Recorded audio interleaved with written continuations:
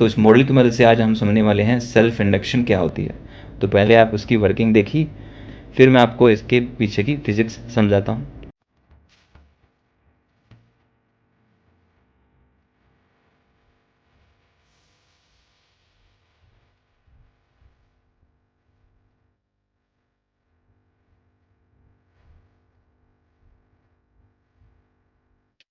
तो अभी आपने ऑब्जर्व किया कि जो बल्ब है वो स्टार्टिंग में अच्छे से ग्लो कर रहा था और आहिस्ता आहिस्ता उसकी जो वैल्यू है, जो ग्लो है, वो डिम होता गया और अंत में वो ऑफ हो गया। तो ऐसा क्यों हुआ? अब जैसे ही 9 वोल्ट की बैटरी ने करंट पास किया कोयल के अंदर, तो कोयल एक इलेक्ट्रोमैग्नेट बन गया।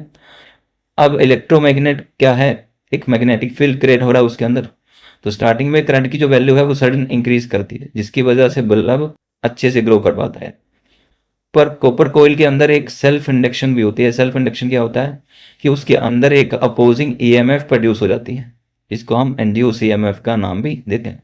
अब जो ये ईएमएफ है वो बैटरी के करंट को क्या करता है? अपोज करता है। इसीलिए धीरे धीरे जो करंट है वो कम होने लगता है। करंट कम मतलब जो बल्ब है वो डिम होना स्टार्ट हो जाएगा। ठीक है।